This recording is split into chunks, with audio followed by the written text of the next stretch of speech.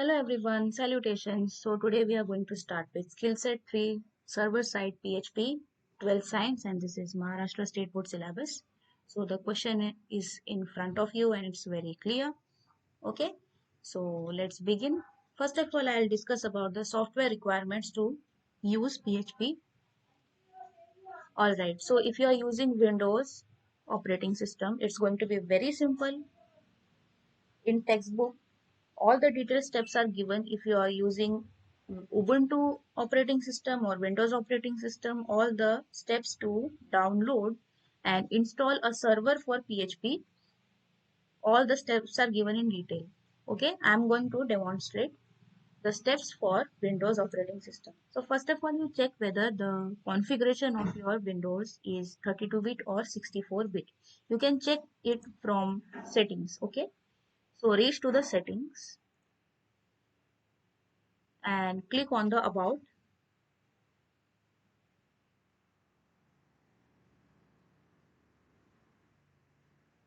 Now I'm clicking on the about.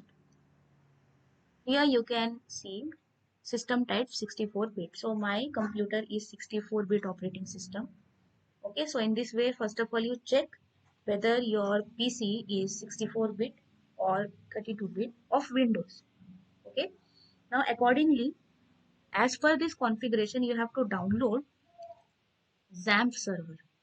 Okay, so if it is 64-bit, it's very simple because nowadays mostly 64-bit XAMPP server is very popularly available. Okay, so I was actually checking whether XAMPP server is available for 32-bit as well as 64-bit. 64-bit it's easily available.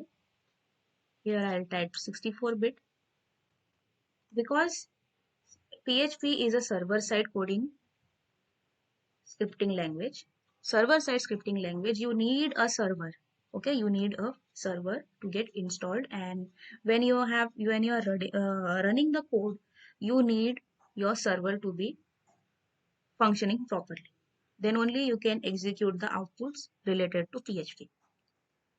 Now see, this website is mentioned in textbook also, Apache Friends. I'll click on this and show. So here all the download buttons are given for 64-bit. Okay, so if your PC is 64-bit configuration, you can download any of this, download the first one. Now when you are downloading and trying to install, while installation you may get 2-3 pop-up messages regarding user account control, or maybe it's going to give you any message like all the features cannot be installed due to so and so UAC, okay, user account control. So just avoid it and install it anyway. Okay, so install the software and you will find a XAMPP folder has been created in your C drive. Okay, yeah, I'll show you. This is the XAMPP folder which was created after the installation. Okay, but if you are having 32-bit, so type 32-bit. 32-bit is the older version of this XAMPP. So you have to see some another website, whoever provides. I got a suggestion from this website, 32-bit for Windows. Okay, 7, 8, 10. Now here you can see the link. Download 64-bit. Okay, 64-bit was there. Windows XAMPP 32-bit. Okay, so you download this 32-bit if you are using Windows 7. All right, but it is going to work very smoothly in 64-bit. Anyway, after installation, as I told you, a folder is going to be created. And whatever PHP files you are going to create, you have to save in XAMPP. You have to go inside the XAMPP. You will find many folders. Save all your file in this folder, that is htdocs. I have practiced 2-3 coding. My demo, welcome. These 2 coding I have practiced. So all the files, whether it is HTML file or PHP file, you have to save in htdocs folder and run in server side. So I will show you all the steps, but regarding this practical, I have created a folder called SOP1 and saved both this HTML file as well as the PHP file to check the age.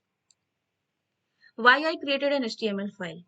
To accept the value from the user. If you are not using HTML file, okay, any form to accept the value from the user, you have to take a variable and give any value to the variable, and that value can be checked whether it is eligible to vote or not. Okay. But if you want more interactivity, it is better to create an HTML file in this manner. I will show the coding.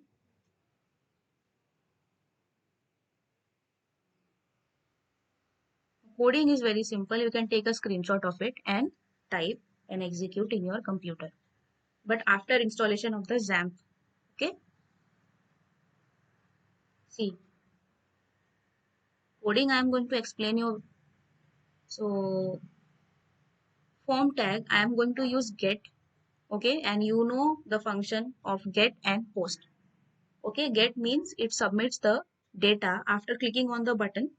When you fill the form, click on the button, the data gets updated in the URL of the form. And post means it saves the data in the server. Okay, and this is the file, PHP file, where the age, the whatever the value will be entered, it is going to be checked whether it is greater than equal to 18 or not. For that purpose, I have given the PHP file name here. Okay, so here you have to provide the name of your PHP file. So when you type the value and click on the button, this coding will execute automatically. Okay, so provide the PHP file name here with the extension PHP. Then this is a very simple text box to accept the age. Name you have to give it. Okay, and for the submit button also you have to give the name. All right, value I have given, check eligible. Okay, so let us execute this form. So I will just execute it to show you the output. Okay, this was given in H1 effect with alignment as center. This is the text box and this is the button. Okay, but you are not supposed to execute in this manner. You will not get the output. If you execute in this manner, whether you provide any value or not, because you are not executing, and this is not correct, you know already. Coding should never show in the output. This is wrong. Okay. So you are executing this in client side. You are not using the server, XAMPP server. Okay. So I will show you the proper steps. But right now I am explaining the coding. So you have understood the HTML coding. Now let us see the PHP coding. So PHP, you already know, this is also known as delimiter. You have to put all the PHP coding in this opening and closing. Okay, this is the opening and this is the closing. And in between you can have the particular line of code requirement of the code, program. Okay, so as the question says, you have to use a PHP function or more than one PHP functions. If you know, the most eligible function I found is isset. The use of isset function is, first of all, whatever variables are declared, they should not be empty. Okay, they should have some value. The variables whatever are used here, this variable is used, it should be declared, so it is declared. All right, then whatever is given in this coding, it is going to execute and give you the result as true or false. And first of all, it is going to check whatever you are entering in the text box, that will get checked. Okay, if the person doesn't enter anything in the text box and click on the button directly, then the coding is not going to give suitable output. For you have to give some suitable value and click on the button, then only this function will run. Okay, that is the use of isset function. That means this function runs only when there is suitable value inside the whatever you are trying to do. There should be some value, it should be not null. Now values you can accept by clicking on the submit button. okay, as well as the age text box which we gave the name. Okay, so name of the button was submit and name of the text box was age. And since I have used get method in the form, here also I have to use this dollar underscore get. Now what is this dollar underscore get? Dollar underscore get is set of variables or the array, okay, used to pass with the help of HTTP get method. So get method, you already know it updates the data in the URL, and post means it updates the data, saves the data in the server. Okay. So if you are using get method in the form, you have to use get, and if you are using post, accordingly you have to use the post in the PHP file. Okay. But use this as it is dollar underscore name of the method. Okay. And in the square brackets you mention the name of the button in this manner. Mostly the name of the button is mentioned in single quotes, but you can give in double quotes also, no problem. Okay, it works both ways. And I'm going to explain you this opening closing as well. Now this is the opening and closing for the if. All right, and this is the opening and closing for the is set round bracket. Okay, and this is the name of the button which is given in single quote, so it is enclosed in square brackets. In the textbook also it's given in this manner, you have to follow like this. Then curly bracket opens, curly bracket closes, that means all these statements will be executed. Okay, so we are using a variable. You know how to use a variable in PHP. Name of the variable should precede with dollar symbol. So dollar is equal to, okay, now here also dollar means definitely it is a variable, but its variable means a single value, it stores a single value. But when we talk about array, there can be multiple values in an array. Okay, so it is differentiated with the help of a underscore symbol. Underscore symbol means array, and dollar symbol with the name means variable. So variable means whatever you have to give some value, you have to assign some value. So what should be the value? Whatever user enters in the text box. And how to take the value from the text box in our PHP file? With the help of this underscore, dollar underscore, name of the method, that is get. Okay, and put the name of the text box in this manner in the square brackets.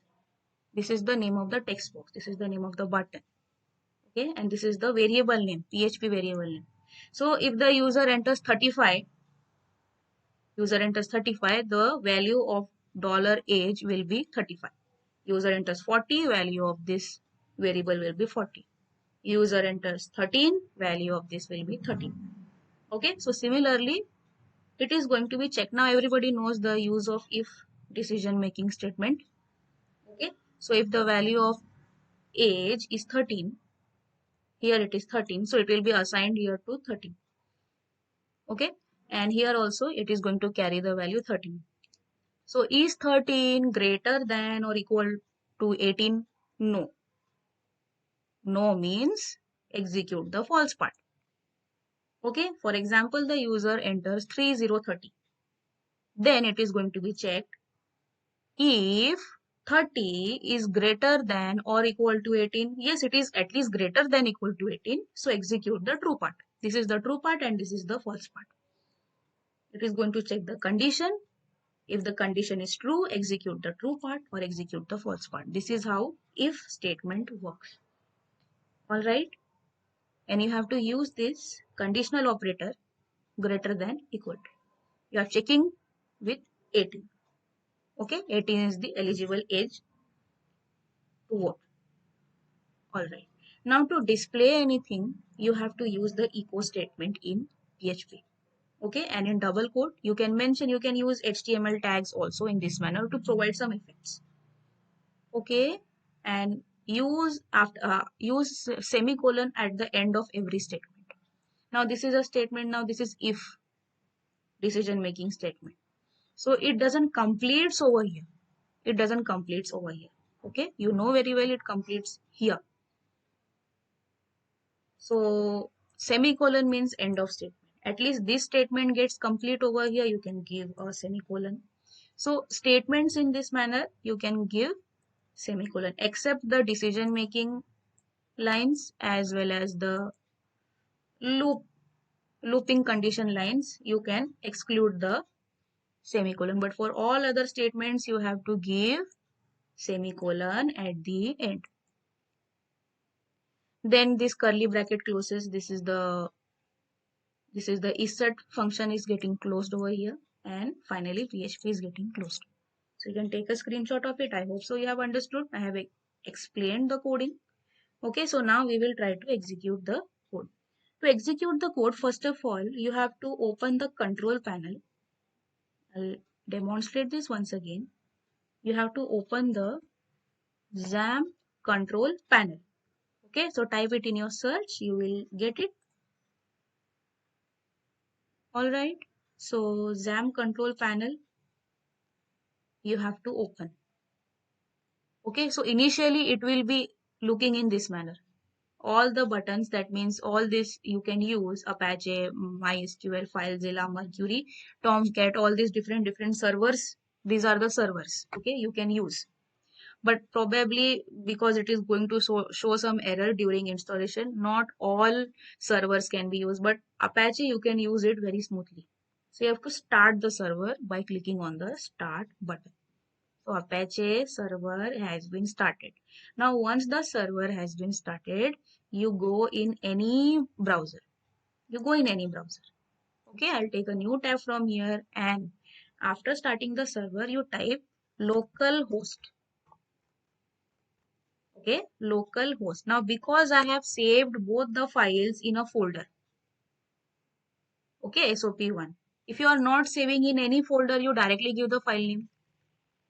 You directly give the file name if you are not saving your files in the folder. But I have saved my files in SOP1 folder. Okay, so first of all, if you are not saving the files in the folder, you can just type h.html. First of all, you will accept the value in the form. So first of all, execute HTML form. And you know very well, when you will click on the check eligibility button, automatically PHP file will run, because we have mentioned that in action attribute. The name of the PHP file we have mentioned in action attribute. So it is going to run in server side as well. Okay, along with the HTML file. So if you are not saving your files in the folder, you will type in this manner. But because I have saved it in a separate folder, first of all, I need to type name of the folder. So name of the folder is SOP1, then /, okay, and type name of the file. First of all, I am going to execute HTML file. I will provide the value. Okay, so now this HTML file is running in server side. You have to run in the server side, then only you will get the. Okay, so I am giving a value 13 and clicking on the check eligibility button. So you know very well 13 is not greater than or equal to 18. So it is not, person is not eligible, you will get the. So PHP code is also running, deciding and giving you the output whether the person is eligible to vote or not. Okay, so you can take the screenshot of this and type the coding in this manner and execute. It works perfectly fine. Create the HTML file, create the PHP file, and save both the files. Where you have to save it in the htdocs folder, whether you are creating a separate folder, and if you are not creating a separate folder, it will appear inside this htdocs. Save in this, start the Apache server in this manner from the control panel of XAMPP, and then type localhost underscore, because I have given the folder name. So folder name I have to type, then name of the file. Okay, I'll give a back. So you have to type in this manner, execute, provide the value, click on the button. So PHP file will execute and check whether the person is eligible to vote or not. I hope so you have understood. If you find this explanation helpful, Please like the video. Please like the video. Share it with your friends and colleagues. And please subscribe the channel. I will also provide the video for other SOPs. Okay. So thank you everybody. Take care. I will meet you in the next video.